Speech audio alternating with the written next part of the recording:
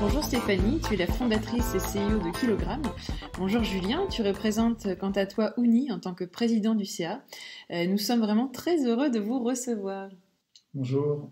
Bonjour, merci de nous accueillir aujourd'hui. Avec plaisir. Comme nous l'avions dit lors du lancement, ACAM se sont concernés par les 17 objectifs de développement durable qui ont été définis par l'ONU dans le but de promouvoir la prospérité tout en protégeant la planète. Alors, parmi ceux-ci, l'un concerne l'alimentation et l'autre la consommation durable. Donc, quelques faits et chiffres avant de poursuivre. Donc, selon l'ONU, chaque année, 1/3 de tous les aliments produits, soit l'équivalent de 1,3 milliard de tonnes, représentant une valeur d'environ 1000 milliards de dollars, finit par se décomposer dans les poubelles des consommateurs et des détaillants ou se détériore en fait en raison des mauvaises pratiques de transport et de récolte. Alors, ces consommations et cette production durable, ces deux objectifs visent à faire plus et mieux avec moins, à limiter la dégradation environnementale en accroissant l'efficience dans l'utilisation des ressources et à assurer la transition vers des économies plus vertes. Et parallèlement, un changement profond du système mondial d'alimentation et d'agriculture est nécessaire pour nourrir les 820 millions de personnes qui souffrent de la faim aujourd'hui et les 2 milliards de personnes supplémentaires que le monde comptera d'ici 2050. Il va falloir se serrer. On sera les trois, effectivement. Ouni et Kilogramme sont bien évidemment des éléments de réponse à ces problématiques et à plusieurs titres, puisque s'ajoute à cette particularité pour vous le sans emballage. Et ce qui est formidable, c'est de constater que la première épicerie bio sans emballage du pays, qui est Ouni, fait des émules au sein même de sa communauté, puisque Kilogramme s'inscrit directement dans la lignée lancée par la coopérative il y a 6 ans maintenant. Alors, pour être au clair avec les auditeurs, nous sommes tous ici impliqués de près ou de loin dans cette aventure lancée par Ouni et nous constatons avec plaisir que d'autres acteurs comme On Perfect ou Naturelets se développent à Luxembourg, ce qui est plutôt encourageant. Alors Julien, Stéphanie, que diriez-vous de vous présenter brièvement et de présenter également Ouni et Kilogramme ? La parole est à vous. Très bien, merci. Oui, donc voilà, Kilogramme, en fait, est né il y a 2 mois et c'est une épicerie 100% en ligne qui permet d'acheter, de faire vos courses bio, locales et responsables. Responsables au sens, vous l'avez dit juste avant, du zéro déchet en fait. Excellent, bienvenue dans ce nouveau monde. Bienvenue au bébé. Oui, bonjour. Ouni est un peu plus ancien, puisque ça fait effectivement 6 ans qu'il a été créé, un peu plus de 5 ans qu'on a ouvert notre premier magasin Luxembourg-Gare, et on a ouvert un deuxième magasin il y a un peu plus de 2 ans à Dudelange. On est effectivement sur de la vente de denrées alimentaires et d'hygiène sans emballage, et on est surtout une coopérative avec un nombre impressionnant de membres. Et coopérative, je pense que c'est important, fondée par 7 femmes, puisqu'on sait que voilà, dans le métier de la fondation d'entreprise, de la création d'entreprise, les femmes ne sont pas forcément représentées et c'est important de considérer ce point-là aussi. On ne peut que te remercier pour cette belle initiative. On l'encourage avec Anne-Claire. À fond. Alors, notre petit slogan, on dit toujours que ACAM picote. Et quelles sont, selon vous, les réalités et les chiffres, en fait, si vous en avez, qui pourraient justifier vos propositions de vente sans emballage ? Les réalités, vous en avez parlé un peu tout à l'heure, c'est-à-dire qu'on a un système de consommation qui est énormément producteur de déchets qu'on peut éviter. Et le meilleur déchet qu'on peut éviter, c'est celui qu'on ne crée pas. Quelques chiffres, par exemple au Luxembourg, c'est 790 kilos de déchets par an et par personne au Luxembourg. Donc, Tout déchet confondu. Tout déchet confondu. Donc, on citait les données à l'échelle planétaire, mais voilà, rien que pour un petit pays comme le Luxembourg, c'est quelque chose d'important. C'est quelque chose qui coûte aussi, puisque c'est 40 millions d'euros par an pour uniquement la ville de Luxembourg, donc pour un peu plus de 125 000 habitants. Et ça a aussi un impact sur l'environnement et la biosphère, avec la moitié de ces déchets-là qui sont incinérés ou enterrés dans des décharges. D'accord. Donc l'idée est vraiment d'éviter d'avoir à produire ces déchets-là. Stéphanie, ton point de vue, toi? Oui, moi de mon côté, on connaît ces chiffres que Julien citait, qui sont relayés par les médias. Moi, j'aimerais bien parler d'une autre réalité à Luxembourg, qui est en fait que quand on est conscient de la nécessité de changer et qu'on s'engage dans une démarche de consommation éco-responsable, on prend facilement, chaque semaine, 3 à 6 heures de son temps pour courir chez les producteurs, aller à l'épicerie zéro déchet, si on a la chance d'en avoir une près de chez soi, etc. Ça prend énormément de temps. Et donc avec Kilogramme, qu'est-ce qu'on voudrait faire? C'est justement faciliter la vie vers cette transition de consommation éco-responsable en fait. Ça, c'est vraiment intéressant de se rendre compte et de mettre un chiffre sur le temps qu'il faut pour passer à une transition, parce que je me souviens que chez Ouni, on disait aussi souvent que, évidemment, on ne passe pas au zéro déchet en claquant des doigts, qu'il faut environ une petite année pour changer, modifier ses habitudes, parce qu'évidemment, on n'a pas forcément d'abord chez soi le matériel. Ensuite, faut penser à ramener ses pots, etc. C'est toute une organisation finalement, le zéro déchet. Exactement, c'est ce qui est ressorti très fort dans les enquêtes qualitatives que j'ai faites au moment où j'ai planifié le projet. Et ces 3 à 6 heures, en fait, c'est vraiment ce qui est ressorti parmi la vingtaine de personnes que j'ai interrogées. Je pense que c'est représentatif de ce qu'on vit en tant que résident luxembourgeois et frontalier. Oui, probablement. En même temps, les 3 à 6 heures, si on les fait en course avec emballage, on a aussi ces temps-là d'aller au supermarché, d'aller à droite à gauche. Donc, on dit que c'est compliqué le sans emballage, je ne pense pas. On a fait en sorte, que ce soit chez Ouni ou chez Kilogramme, d'avoir justement une facilité d'achat qui est relativement simple, c'est-à-dire d'avoir par exemple, si on n'a pas de bocaux, d'avoir des bocaux qui sont à libre disposition en magasin, d'avoir aussi des petits sachets ou ce genre de choses-là. C'est pas plus compliqué que d'aller dans un supermarché, déjà il faut trouver de la place, etc. Mais je pense que le sans emballage, c'est simple. Il faut peut-être dépasser quelques petites barrières qu'on a et changer ses habitudes qu'on a depuis l'enfance finalement. Mais une fois que c'est parti, les habitudes sont prises et c'est bon. Oui, puis je pourrais dire aussi quand même que la pandémie qu'on vient de traverser, les confinements, etc., n'ont pas été vraiment dans le sens de ce sans emballage.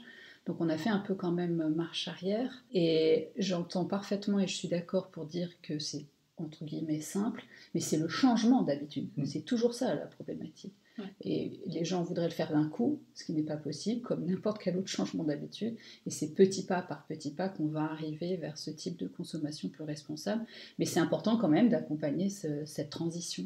Mais c'est vrai que une petite idée me vient en tête. En fait, j'étais récemment au Maroc et c'est vrai que pour un rien, on emballe tout dans 10 000 plastiques. Donc il y a déjà des avancées parce que ça nous paraît, même si on n'est pas forcément dans le sans-emballage complet, on est déjà habitué à utiliser quand même moins de plastique ou prendre qu'un emballage quand on a déjà quelque chose, le mettre déjà dans son sachet. On a déjà quand même pris des bonnes habitudes, il faut quand même le noter, et ce qui n'est pas partout le cas. Alors Camille, puisque tu viens de parler, tu es passionnée par les questions de nutrition, en quoi faire ses courses chez Ouni ou chez Kilogramme a un impact sur la santé? Dites-moi tout. Stéphanie, tu commences? Oui, du côté de Kilogramme, on remarque que pour les gens, c'est super important d'être bien informés sur les produits qu'ils achètent. Donc nous, on prête une attention toute particulière à bien expliquer sur le site au moment où on va consulter les produits, à bien indiquer les ingrédients, à aussi parler de leurs bénéfices. On a notamment aussi des produits sans gluten, voilà. Et leur origine aussi est très importante. Oui, c'est vrai que dans mon activité, en tous les cas, il y a beaucoup plus de gens qu'avant qui font attention au sans gluten, au sans peut-être produits laitiers, où il y a des choses qui sont beaucoup plus récurrentes.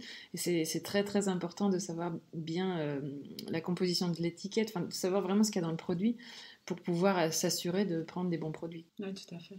Et c'est là où c'est aussi intéressant d'avoir des épiceries, qu'elles soient physiques ou en ligne comme les nôtres, c'est qu'on n'est pas tenté. C'est-à-dire que les produits C'est sont vrai. là, c'est des produits de base. En termes d'ingrédients, c'est un seul composé, en tout cas pour la plupart. Et voilà, on n'est pas tenté par une promotion, on va avoir 3 cochonneries pour le prix d'une paire ou ce genre de choses. Je pense que c'est aussi important par rapport à la question de la nutrition, parce que voilà, on est humain, on est toujours tenté par des choses, on essaie de résister. Et la meilleure façon de résister, c'est de justement ne pas aller dans ces supermarchés qui nous tentent. Ce qui est aussi important, c'est que dans Ouni, on a le O de organique et le N de naturel. Donc c'est des produits bio, non transformés, et donc qui sont, voilà, je dirais par nature, bons pour la santé. C'est juste ce que tu dis par rapport au supermarché où finalement tout le monde dit que le bio sans emballage c'est peut-être plus cher, mais au final quand on va dans un supermarché et qu'on craque sur toutes les promos qui passent, bah, l'un dans l'autre, on s'y retrouve facilement dans le sans emballage. Oui, pardon, qu'on craque ou qu'on nous fait craquer si on fait les courses avec les enfants. Exact. C'est exact. Tout de même, précisons que aussi bien chez Ouni que chez Kilogramme, il y a quand même de quoi se faire plaisir. C'est pas qu'on est là juste pour J'allais en manger parler, du Anne-Claire. riz et Voilà. des pâtes et des Je pense fruits et que légumes. sur kilogramme.lu, le produit le plus transformé que vous allez trouver, c'est probablement un cookie à l'épeautre que fait une petite productrice du coin d'où je viens, à la frontière belge. Mais voilà, il va y avoir quoi? De l'épeautre, du chocolat, quelques amandes, du sucre. Je pense même pas, ils sont très croquants. Ouais, c'est pas le cookie moelleux, donc c'est Tant vraiment qu'il y a un cookie peu de chocolat, moi je dis oui. croquant. Ils sont délicieux. Mais voilà, ça doit être le produit le plus transformé qu'on a. Oui, c'est vrai que c'est important quand même de mentionner que sans emballage et bio, etc., c'est pas sans saveur non plus. Faut pas faire de Au parallèle. contraire. Au contraire. Alors Anne-Claire a longtemps assuré les relations presse et la communication pour Ouni, mais il reste encore tant à dire et à répéter pour que les prises de conscience se fassent, et vous disposez ici d'un espace pour délivrer des messages qui vous ressemblent à l'instant même où nous parlons, et les plus urgents ou essentiels qui pourraient être explicités aux auditeurs. Donc allez-y, l'espace est à vous. Saisissez-vous de ce moment pour tout nous dire. Bah déjà, moi je pense que la première chose, on en a parlé un petit peu tout à l'heure, faut pas culpabiliser. On va pas passer d'une vingtaine, trentaine d'années d'avoir des habitudes de consommation à quelque chose où on va directement arriver à du zéro déchet, à voir comme on le voit parfois sur YouTube, on a les déchets d'une année qui tiennent dans un petit bocal. Je pense qu'il faut y aller progressivement, à son rythme, peut-être même sur uniquement certains produits, mais en tout cas ne pas culpabiliser, de ne pas tout de suite passer au zéro déchet. Le deuxième point, c'est que, on en a parlé aussi un peu tout à l'heure, on a mis en place, que ce soit au niveau de Kilogramme ou de Ouni, des dispositifs où on essaie de faciliter au maximum la façon de faire ses courses. C'est-à-dire qu'on va avoir donc des systèmes soit de consignes, soit de bocaux qui sont déjà disponibles en magasin. On va faire en sorte que les produits sont déjà dans des silos, donc faciles aussi à mettre dans nos contenants. On a des systèmes donc, de tares, on n'a pas besoin de faire des calculs à la main pour calculer le poids exact des aliments et des produits d'hygiène, etc. Donc, il y a une certaine facilité. Et troisièmement, je pense aussi, il y a la question, et surtout en ce moment, il y a la question à la fois du prix et de l'origine des produits. C'est-à-dire qu'on ne va pas se retrouver en rupture de stock parce qu'on a des produits qui viennent d'Ukraine ou de je ne sais autre endroit. Donc on essaie aussi d'avoir quelque chose d'à peu près local. Et le fait de pouvoir acheter aussi en vrac permet de choisir la quantité dont on a vraiment besoin. C'est-à-dire qu'on ne va pas être obligé d'acheter 5 paquets de farine parce qu'ils sont vendus en lot, mais parce qu'on en a besoin peut-être juste d'un kilo pour l'instant, voilà, on va acheter 1 kilo. Merci Stéphanie. Et donc la question c'est messages les plus urgents ou essentiels à faire passer. Moi je dis comme Julien, en fait il faut être bienveillant. Il faut vraiment y aller pas à pas. On ne devient pas Bea Johnson en une semaine. Mince, Ni j'étais en persuadée. Non, moi-même, j'ai mis 5 ans pour cette transition. Mes enfants qui sont maintenant âgés de bientôt 7 et 10 ans, j'étais même pas encore au linge lavable à cette époque-là. Donc moi, ça s'est fait vraiment sur les dernières années. alors que d'autres autour de moi l'ont fait bien avant. Je pense qu'avant tout, oui, il faut être bienveillant avec soi-même et trouver les domaines dans lesquels on est motivé de démarrer une transition, en fait, et le faire pas à pas, comme disait Julien. Après, j'aurais quand même envie d'ajouter à tout ça que ce que vous proposez, ce qu'on dit tous autour de cette table, c'est génial, c'est fabuleux et encourageons nos auditeurs à aller dans ce sens. Pour autant, il serait quand même bien que à la fois les politiques et les industriels se penchent aussi sérieusement sur la question parce que le levier viendra aussi de leur part à eux. Oui, à ce sujet, justement, il y a eu les derniers textes de loi justement sur la stratégie No Luftvaartverbod. Et avec l'entrée en vigueur, c'était quoi il y a 3 ou 4 Zéro déchet à Luxembourg. Oui, voilà, traduction zéro déchet à Pour les Luxembourg. non-luxembourgophones. Et moi, ce que je remarque, sans vouloir rentrer du tout dans une polémique, mais c'est que nos voisins français et allemands sont beaucoup plus loin que nous, le Luxembourg. Je pense qu'il faut vraiment qu'on s'en inspire.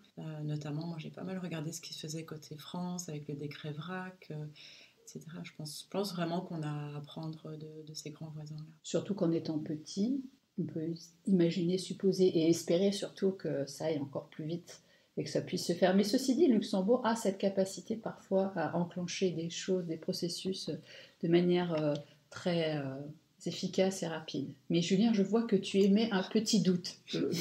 Non, parce que le fait d'être petit fait aussi qu'il y ait pour le dire poliment, des connaissances qui sont beaucoup plus directes, des relations qui sont aussi beaucoup plus directes. Et on voit la réaction notamment des grands supermarchés, pour ne pas les citer, ici au Luxembourg, face à cette nouvelle loi. Ça a été tout de suite, oui, ça va créer... Ça va augmenter les prix, on va devoir embaucher des gens pour désemballer le plastique avant de le mettre dans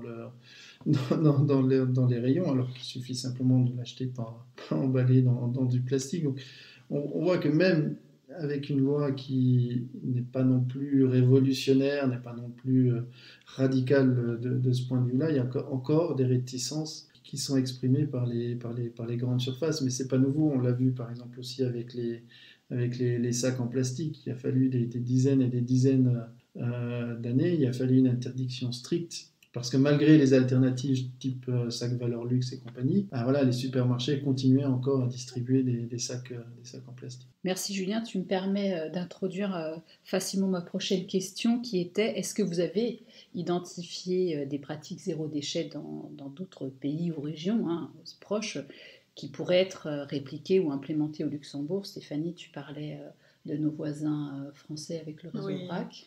Justement, en fait, ce qu'on appelle le drive zéro déchet, qui a déjà la cote en France, les drives zéro déchet ont vraiment poussé comme des champignons depuis plusieurs années. Et aussi les AMAP, donc ce sont les plateformes direct producteurs. Elles sont courantes, que ce soit en France, en Belgique. Voilà, ce sont des modèles d'entreprise courants. Il y a pas mal d'entrepreneurs aussi dans ce domaine-là.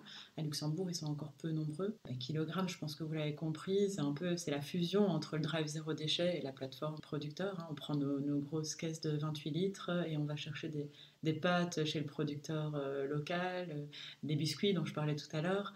Donc voilà, c'est vraiment d'amener la fusion de ces deux concepts que j'ai observés en France et en Belgique, d'amener ça à Luxembourg. Julien ? Oui, disons qu'au moment de la création de ONI, il y a 6 ans, c'est quelque chose qui commençait un peu à émerger en France, en Belgique ou en Allemagne.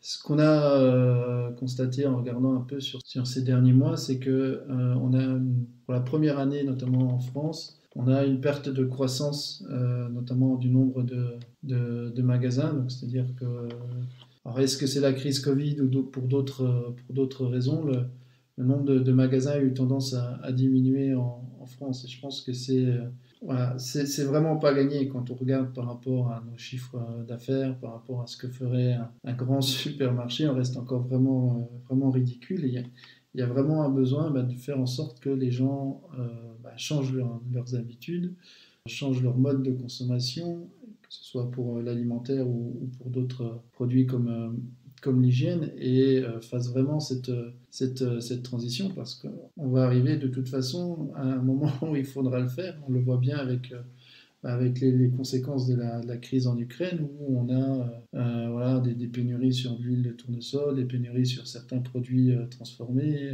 etc., etc. Alors je me permets, Julien, de rebondir sur ce que tu dis pour vous demander un petit peu, selon vous, Stéphanie, Julien, comment faire en sorte pour que le zéro déchet dépasse cet effet de mode et devienne une vraie habitude? Comment faire pour lever certains freins dont vous êtes systématiquement opposés et peut-être aussi faire entrer dans les mœurs politiques, économiques pour que tout ça change un petit peu? Je pense que le pouvoir du consommateur est important, mais on a vu qu'il ne permettait pas de faire de vrais changements. Je pense qu'il y a un pouvoir au niveau du politique et au niveau de la loi qui est important. J'en parlais tout à l'heure avec les sacs en plastique, par exemple, mais ça doit aller au-delà parce que les changements dans les modes de consommation doivent être beaucoup plus profond et doit s'accompagner des changements des modes de vie. On parlait tout à l'heure des 3 à 6 heures de course. Quand on est parti tôt le matin, qu'on a dû déposer les enfants à l'école, qu'on a eu sa journée de travail, qu'on arrive le soir et qu'on doit encore recuisiner derrière, on peut comprendre parfois que c'est plus facile de prendre une barquette, de l'ouvrir, de la mettre au micro-ondes. Sauf que derrière, on n'en tire aucune satisfaction, que ce soit pour soi-même, que ce soit dans sa relation avec les autres, avec la famille ou ce genre de choses-là. Donc, c'est important que derrière les changements de mode de consommation, il y a des changements de mode de vie, de réduction du temps de travail, par exemple, d'avoir plus de temps pour soi-même, pour sa famille, pour les autres. Et ces changements-là, ils ne vont pas se faire par le consommateur, ils vont se faire uniquement par la loi. C'est ce que je disais tout à l'heure en expliquant que oui, c'est bien que nous, consommateurs, et vous, auditeurs, vous preniez conscience et vous alliez dans ce sens. Mais seul, effectivement, ça va être difficile si le capitaine du navire ne nous donne pas un petit peu de directive et de direction. Oui, tout à fait, tout à fait. Moi, quand j'ai décidé de lancer Kilogramme, c'était parce que je voulais pas attendre en fait que ça bouge au niveau politique. Là, la stratégie zéro déchet était déjà sortie, mais je me suis dit il y a vraiment un trou sur le marché. Il y a vraiment beaucoup de femmes et d'hommes qui travaillent, qui n'ont pas le temps d'aller à l'épicerie zéro déchet, qui n'ont pas le temps de courir chez le producteur ou d'aller au marché. Alors qu'on a des très beaux marchés, un peu, pas juste le Stadtmarkt, le marché de la ville, mais encore des marchés autour dans les autres Qui sont, villages. faut le dire, souvent là vers 17h où les gens travaillent. Pas super pratique, effectivement. Et donc, je me suis dit, on va pas attendre que les pouvoirs publics mettent ce qu'il faut en place. On va déjà combler ce besoin-là, qui est de pouvoir tout simplement faire ses courses depuis son canapé, quoi, en ligne. Et quelqu'un d'autre, savoir moi et dans le futur, voilà, les gens qui travailleront pour Kilogramme, qui prépareront les commandes. Et puis vous choisissez soit de passer les chercher ou bien vous optez pour une livraison. Mais, donc voilà, c'est vraiment l'idée déjà de combler ce besoin-là qu'ont les résidents. Merci Stéphanie de t'en être occupée. Bon, alors ACAM aime bien ce qui est joyeux. Alors ce serait gentil de nous délivrer un petit message d'espoir l'un et l'autre. Je pense qu'il faut envisager, donc, notamment au niveau de l'alimentation, 3 points. Le premier, c'est que c'est important par rapport à soi-même. Dis-moi ce que tu manges et je te dirai qui tu es. C'est important pour son propre corps, pour sa propre santé, mais aussi pour ce qu'on dégage par rapport à l'extérieur. Le deuxième point, c'est l'alimentation, c'est aussi des interactions avec les autres. Je parlais tout à l'heure de la barquette qu'on ouvre, qu'on met au micro-ondes et qui est mangée en 5 minutes. Je prends moins de plaisir dans cet acte-là que dans un acte où je vais prendre des légumes, les éplucher avec ma fille ou ma femme, les couper, les laver, les mettre au four et les faire cuire pendant une demi-heure. Bon, il y aura eu des interactions, il y aura eu des échanges. Et même si au final le plat est quand même mangé en 5 minutes à la fin, voilà, il y aura eu tout ce moment-là où aussi dans les rencontres, puisqu'on est aussi responsable de magasin, donc avec les clients qui sont toujours joyeux, qui nous remercient d'avoir ouvert cette coopérative, ces magasins ou ce site en ligne. Et le troisième point qui est aussi important, c'est la relation à la biosphère, c'est-à-dire que notre impact va être complètement différent. Du coup, l'impact aussi des producteurs, c'est quand même différent d'avoir des champs plutôt que d'avoir des fermes-usines, mais c'est aussi, on en a un peu parlé par rapport à notre propre corps, puisque notre corps se nourrit des dizaines et des dizaines de milliers ou de milliards de bactéries, et plus ces bactéries-là se sentent mieux à l'intérieur de notre corps, donc mieux ce sera. Donc, mieux on se nourrit, mieux on prend soin de soi, mieux on se sentira. Donc, cuisiner rend heureux. N'est-ce pas, Camille? J'adore ce que tu viens de dire. Camille, bois tes Je ne paroles, peux aller à que défaut dans de les ton manger. sens. Non, effectivement, et tu parlais des interactions sociales, et ça, je trouve ça très très important de le mentionner, parce que c'est vrai que bien souvent, c'est des espaces où les enfants n'auront pas été sur une hypothétique tablette ou une télévision, et c'est des échanges avec les parents où on peut raconter sa journée, où on peut vraiment avoir ce temps précieux qu'on n'a plus trop de nos jours. Et puis, on va pas se mentir, mais un enfant, quand il a créé son propre repas, ben, il va davantage le manger que il est présenté dans son assiette un peu mal mis comme ça. Enfin, voilà, c'est tout de suite plus appétissant quand on a de soi-même créé. Donc, oui, je trouve que c'est un beau message que tu nous délivres là. Bravo. Qui m'énerve, voire m'embête, c'est que c'est tellement évident que j'ai du mal à comprendre comment il n'y ait pas plus de gens qui s'en rendent compte. Quand je vois encore les rares fois où je vais au supermarché, la façon de consommer. Comment? Quentin? J'ai dit qu'il fallait pas culpabiliser. Pour acheter des ampoules ou d'autres, c'est parfois les endroits les plus faciles.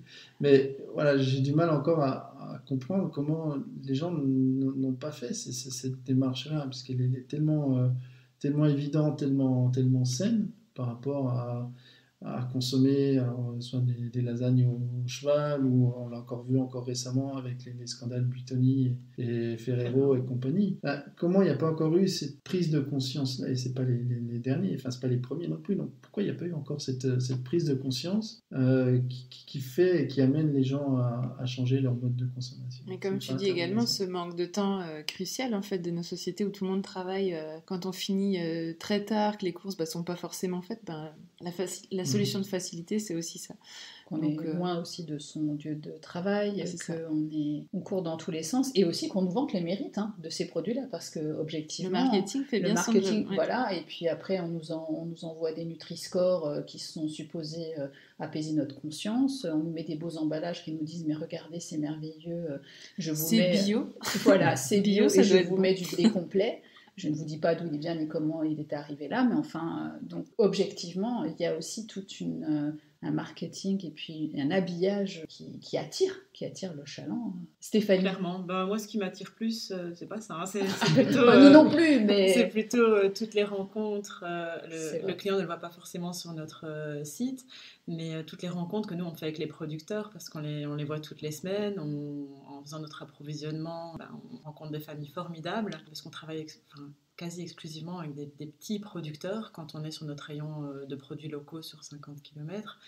Et c'est cette passion qu'ils ont pour leur métier qui, moi, me donne espoir. C'est un message que j'ai envie de faire passer aussi aux gens qui nous écoutent. Soutenons-les, que ce soit les producteurs, les artisans. Voilà, pour moi, c'est super important. Et c'est pas juste suite au Covid, c'est vraiment, ça devrait être une habitude tout le temps, quoi. On a de la chance d'avoir des si bonnes choses autour de nous. Profitons-en. Profitons-en. Alors, Akam est joyeux. Akam aime aussi ce qui donne envie de changer. Qu'est-ce que vous auriez envie de suggérer concrètement, un petit acte, un petit geste à nos auditeurs pour s'engager dans cette démarche du zéro déchet, évidemment, autre que vous allez me dire, venez faire vos courses chez Kilogramme ou chez Ouni. Non, mais peut-être quelque chose auquel on ne pense pas spontanément, ou quelque chose de simple. Je vous laisse la parole. Moi, j'ai envie de dire, choisissez un domaine de vos achats, que ce soit dans l'alimentaire ou que ce soit dans les produits cosmétiques ou d'entretien de la maison. Choisissez peut-être un domaine, que vous soyez déjà en transition en fait vers du zéro déchet ou pas encore du tout dans cette démarche, un domaine qui vous attire, où ça vous semble gérable, voilà. Et là-dessus, prenez des renseignements, c'est très bien, vous allez tous googler un petit peu, vous allez trouver, mais regardez ce qu'il y a chez Ouni, regardez ce qu'il y a chez Kilogramme. Chez Ouni, vous allez pouvoir aller en magasin, ça vaut la peine de se déplacer une fois, d'aller toucher le produit, d'aller le voir. Chez Kilogramme, vous allez plutôt trouver les descriptions qu'on essaie de faire les plus précises possibles du produit, mais vous pouvez aussi tester et puis vous verrez bien. Mais voilà, de vraiment commencer par un domaine ou d'avancer domaine par domaine dans votre vie vers cette consommation éco-responsable, je dirais. Oui, je peux effectivement que plus soyez, ça se dit plus soyez Ça se dit. Et surtout, voilà, effectivement, de s'engager, que ce soit bénévolement, politiquement, ou à ne pas rester sur son canapé, à activer le pouce sur son smartphone, mais vraiment s'engager et d'y aller. Et vous verrez en fait que vous vous simplifiez la vie en consommant moins et en consommant mieux. Et j'aurais aussi tendance à dire qu'il y a, on vient d'un petit peu de l'évoquer à travers vos témoignages et nos questions, nos réactions, il y a aussi ce côté convivialité, ce côté joyeux finalement, et qui peut être vraiment un moteur simple pour s'engager dans cette transition. Je dirais juste une chose en plus, c'est que parfois ce qui est le plus simple est compliqué. Ça paraît peut-être antinomique, mais c'est quand même une réalité. Revenir à l'essentiel n'est pas toujours évident. Noyer sous les tonnes d'informations, d'actions qu'on nous demande de faire chaque jour, chaque minute même, de faire le tri et de revenir à ce qui est le plus... à l'essentiel. Voilà. Parfait. Eh bien, merci beaucoup pour vos interventions, c'était très riche. Ça m'a beaucoup plu. Et puis, j'espère que, chers auditeurs, ça vous a également donné envie de changer, de mettre des choses en place. Comme vous le disiez si bien, même des petites choses, ça sera déjà super. Donc voilà, laissez-nous en commentaire les petits changements que vous avez pu faire au quotidien. On s'en délectera. Merci Julien, merci Stéphanie, longue vie à Ouni et à Kilogramme, et à très bientôt pour un autre épisode, nous espérons, où vous nous raconterez comment les choses se sont développées à Luxembourg. Merci à tous les deux. Merci à vous deux. À bientôt. À bientôt.